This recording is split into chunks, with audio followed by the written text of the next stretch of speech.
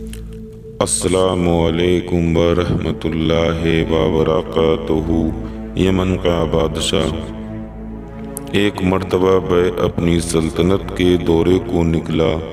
12,000 عالم اور حاکم اور 1,32,000 سوار اور 1,13,000 پیادے اپنے ہمراہ لیے، اور اس شان سے نکلا کہ جہاں بھی پہنچتا اس کی شان و شوکت شاہی دیکھ کر مخلوق خدا چاروں طرف سے نظارے کو جمع ہو جاتی تھیں۔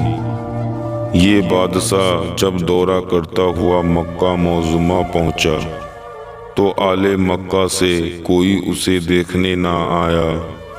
بادشاہ حیران ہوا اور اس نے اپنے وزیر اعظم سے اس کی وجہ پوچھی تو اس نے بتایا کہ اس شہر میں ایک گھر ہے جسے بیت اللہ کہتے ہیں، اس کی اور اس کے خادموں کی جو یہاں کے باشندے ہیں تمام لوگ بے حد تعظیم کرتے ہیں، اور جتنا آپ کا لشکر ہے اس سے کہیں زیادہ دور اور نزدیک کے لوگ اس گھر کی زیارت کو آتے ہیں اور یہاں کے باشندوں کی خدمت کر کے چلے جاتے ہیں۔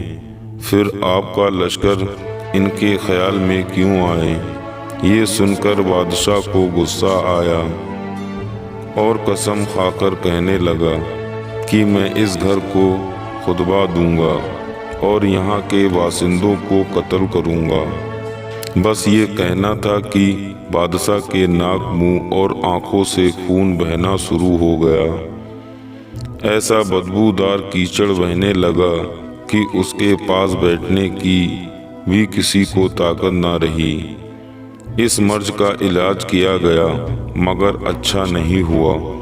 شام کے وقت بادشاہ کے ساتھی عالموں میں سے ایک عالم ربانی تشریف لائے اور نبض دیکھ کر فرمایا کہ مرض آسمانی ہے اور علاج زمین کا ہو رہا ہے۔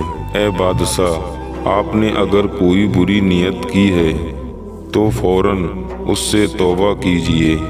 بادشاہ نے دل ہی دل میں بیت اللہ شریف اور خدام کعبہ میں متعلق اپنے ارادے سے توبہ کی۔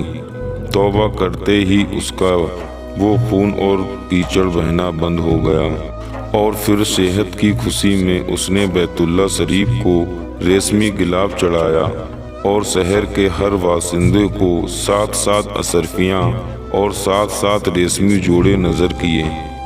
پھر یہاں سے چل کر جب مدینہ منورہ پہنچا تو ہمراہی عالموں نے وہاں کی مٹی کو سونگا اور کنکریوں کو دیکھا اور نبی صلی اللہ علیہ وسلم کی ہجرت گاہ کی جو علامتیں انہوں نے پڑھی تھیں ان کے مطابق اس سرزمین کو پایا، تو آپس میں عہد کر لیا کہ ہم یہیں مر جائیں گے مگر اس سرزمین کو نہیں چھوڑیں گے۔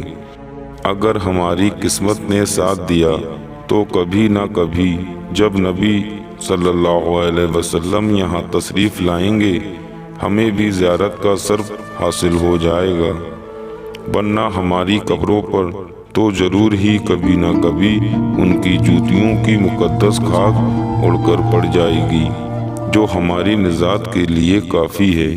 یہ سن کر بادشاہ نے ان عالموں کے واسطے 400 مکان بنوائے اور اس بڑے عالم ربانی کے مکان کے پاس حضور صلی اللہ علیہ وسلم کی خاطر ایک 2 منزلہ عمدہ مکان تیار کرایا اور وصیت کر دی کہ جب آپ تشریف لائیں تو یہ مکان آپ کی آرامگاہ ہوگی، اور ان 400 علماؤں کی کافی امداد بھی کی۔ کہا تم ہمیشہ یہیں رہو۔ پھر بڑے عالم ربانی کو ایک خط لکھ کر دیا اور کہا کہ یہ خط نبی صلی اللہ علیہ وسلم کی خدمت میں پیش کر دینا۔ اگر زندگی بھر تمہیں حضور صلی اللہ علیہ وسلم کی زیارت کا موقع نہ ملے تو اپنی اولاد کو وصیت کر دینا کہ نسل با نسل میرا یہ خط محفوظ رکھیں، حتیٰ کہ سرکار اقدس صلی اللہ علیہ وسلم کی خدمت میں پیش کیا گیا۔ یہ کہہ کر بادشاہ وہاں سے چل دیا۔ وہ خط نبی کریم صلی اللہ علیہ وسلم کی خدمت میں 1000 سال بعد پیش ہوا، کیسا ہوا اور خط میں کیا لکھا تھا؟ سنیے اور عظمت مصطفیٰ صلی اللہ علیہ وسلم کا اعتراف فرمائیے۔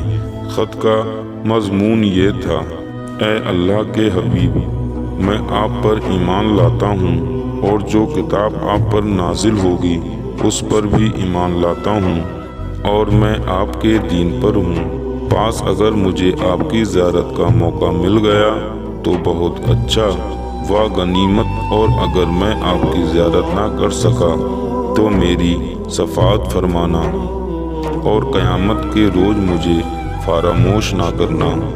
میں آپ کی پہلی امت میں سے ہوں اور آپ کے ساتھ آپ کی آمد سے پہلے ہی بیعت کرتا ہوں۔ میں گواہی دیتا ہوں کہ اللہ ایک ہے اور آپ اس کے سچے رسول ہیں۔